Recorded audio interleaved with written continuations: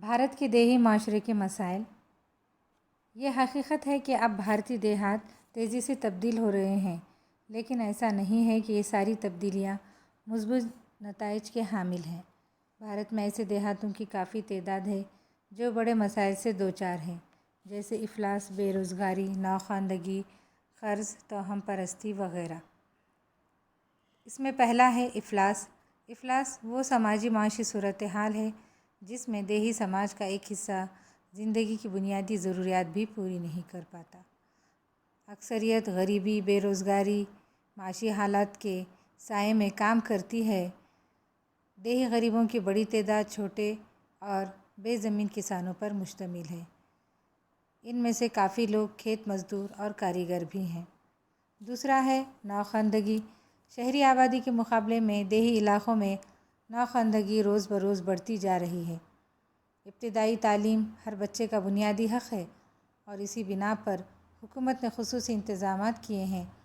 مثلاً سرو شکشا ابھیان۔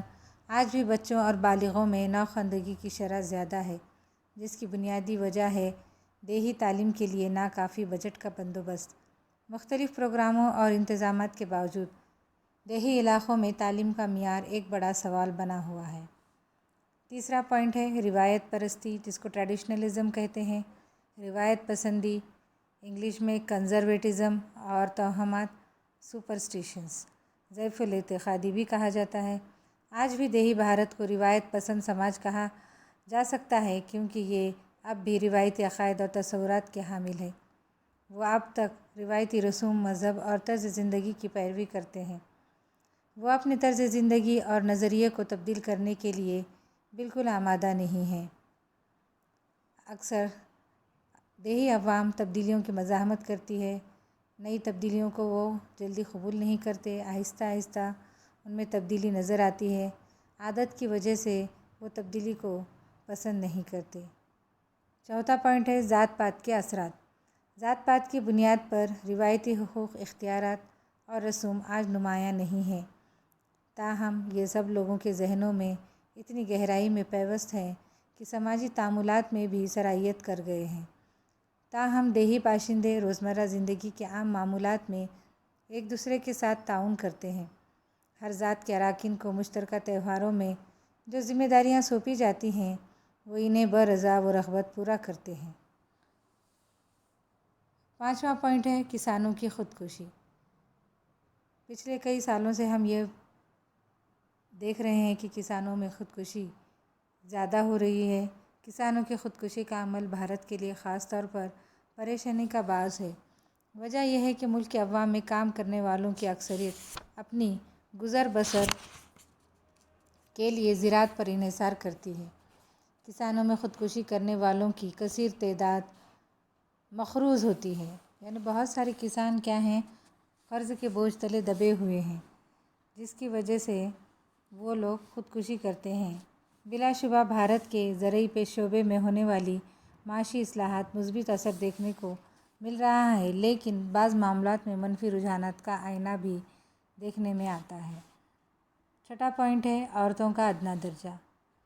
دیہی علاقوں میں آج بھی عورتوں کو مردوں کی بنسبت کم سمجھا جاتا ہے۔ مردوں کی بالادستی ہوتی ہے۔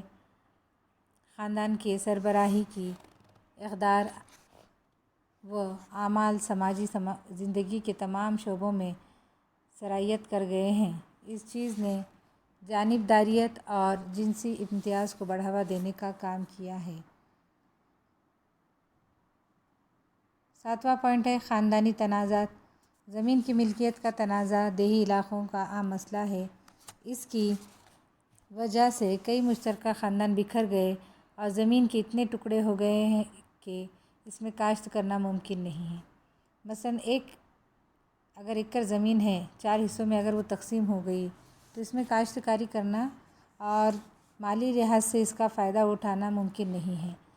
آپسی جھگڑوں کی وجہ سے اس میں پیسہ لگانے کے لیے بھی اولاد تیار نہیں ہوتی۔ اس طرح کی ملکیت کے تنازعات کی وجہ سے کسانوں کو نقصان اٹھانا پڑ رہا ہے۔ تو یہ 7 مسائل یہاں پر دیے گئے ہیں۔ آگے ہے دیہی ترقی کی کوششیں۔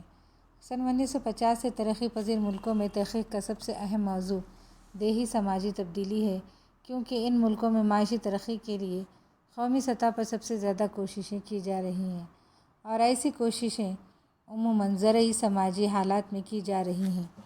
ہندوستانی ماہر سماجیات AR دیسائی نے دیہی تبدیلیوں کے ایسے نمونوں کو شناخت کرنے کی کوشش کی ہے جو ترقیاتی پروگراموں کے نتیجے میں ظہور میں آئی ہیں۔ انہوں نے دیہی سماجی تبدیلی کے 4 بڑے رجحانات کی نشاندہی کی ہے، جس میں پہلا ہے زرعی سماج کا گزرانی معیشت سے بازار کی معیشت میں تیز رفتاری سے تبدیل ہونا۔ دوسرا ہے جدید ٹیکنالوجی کے تعارف کے بعد تیز رفتار ترقی۔ تیسرا ہے ثالثی کرنے والوں کا خاتمہ، جیسے زمینداری نظام۔ چوتھا ہے مختلف انجمنوں اور اداروں کا ظہور، جن کے شہری اور قومی تنظیموں سے رابطے ہیں۔ تو مذکورہ بالا خیالات کی روشنی میں کہا جا سکتا ہے کہ دیہی معاشرے میں ہونے والی تبدیلیاں حکومت کی مرہون منت ہے۔ آزادی کے بعد سن 1952 میں کمیونٹی ڈیولپمنٹ پروگرام شروع کیا گیا۔ یہ دیہاتوں کی ہمہ جہت ترقی کے لیے ترغیبی نوعیت کا تھا، جس کو انگلش میں CDP بھی کہا جاتا ہے۔ CDP کا مقصد دیہی معاشرے کو اپنی فلاح و بہبود کے لیے شریک ہونے کی سہولت پہنچانا تھا۔ آگے چل کر 1957 میں پنچایتی راج شروع کیا گیا۔ سن 1979 میں CDP کی جگہ the integrated rural development programme نے لے لی۔ خاص طور پر آزادی کے بعد بھارتی دیہی معاشرے میں زمینی اصلاحات قوانین کے نتیجے میں قابل لحاظ تبدیلیاں رونما ہوئیں۔ ان قوانین نے اس تبدیلی کی رفتار کو تیز کر دیا۔ باہم وابستہ ہونے کی وجہ سے دیہی اور شہری معاشروں کے درمیان مسلسل باہمی تعامل ہوتا ہے۔ مثلاً شہری باشندوں کا زرعی پیداوار کے لیے کاشتکاری کرنے والے گروہ پر انحصار۔ اسی طرح دیہی معاشرہ زرعی پیداوار میں اضافے کے لیے نئی ٹیکنالوجی کے لیے شہری علاقوں پر انحصار کرتا ہے۔ دیہی خصوصیت میں یکسانیت کا احساس بتدریج وقوع پذیر ہوتا ہے۔ اس طرح اصطلاح دیہی شہری نسل وجود میں آیا۔ سڑکوں کی تعمیر اور نقل و حمل کی ترقی کے سبب کافی سماجی اور معاشی ترقیاں ہوئیں۔ مثلاً ذات پات کے نظام کا کمزور ہونا، اشیاء کے بدلے اشیاء کے تبادلے کی جگہ اب روپے کے ذریعے خرید و فروخت کا نظام شروع ہو گیا۔ تو اس طریقے سے ہم حکومت کی کوششوں کی وجہ سے دیہی علاقوں میں بھی تبدیلیاں دیکھ رہے ہیں، وہ بھی ترقی کی راہ پر گامزن ہیں۔ اس کے علاوہ بچوں، آپ کو کتاب میں ایک باکس دیا گیا ہے، جس میں کہا گیا ہے کہ اسے بھی جان لیجیے۔ یعنی یہاں پر حکومت ہند کی دیہی ترقی کے لیے جاری کردہ چند اہم اسکیمیں ہیں جو کہ بتائی گئی ہیں۔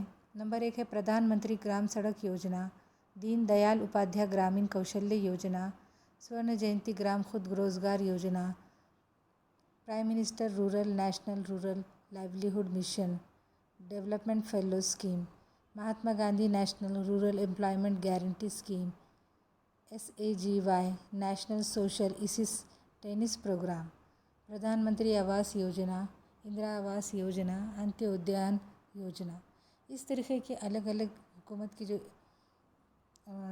اسکیمیں ہیں، ان کے بارے میں آپ تک یہ معلومات پہنچانا اس کا مقصد ہے، تاکہ دیہی علاقوں میں رہنے والے طلباء بھی اس کا فائدہ اٹھا سکے، اس کی جانکاری اپنے لوگوں کو دے سکے۔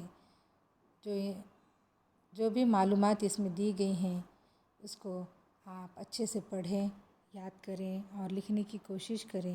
ایگزام میں کویشچن پوچھ سکتا ہے اس کے اوپر کہ دیہی معاشرے کے مسائل کیا ہیں، لکھیے۔ یا اس طریقے سے بھی پوچھ سکتا ہے کہ ہماری حکومت دیہی ترقی کے لیے کیا کر رہی ہے۔ تو یہاں پر میرا یہ دیہی معاشرہ پورا کمپلیٹ ہو گیا ہے۔ اب آپ اس کو بغور سماعت فرمائیں اور سوالات کے جواب لکھنے میں اس کی مدد لیں۔ میرے اس ویڈیو کو لائک کریں، شیئر کریں اور سبسکرائب کریں۔ شکریہ۔